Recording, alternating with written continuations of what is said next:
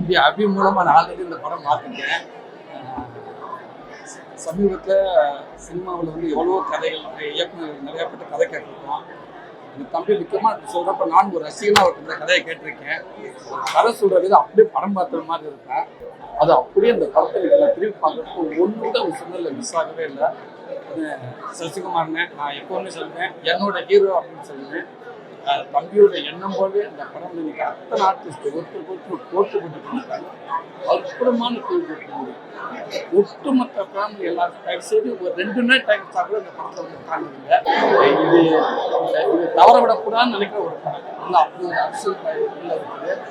அழகான மூலிங்க. நான் மறுபடியும் சொல்றேன், மிக சிறந்த ஒரு படமா இந்த வருஷத்துக்கு பேர் சொல்ற ஒரு படமா இந்த படம் இருக்குன்னு நினைக்கிறேன்.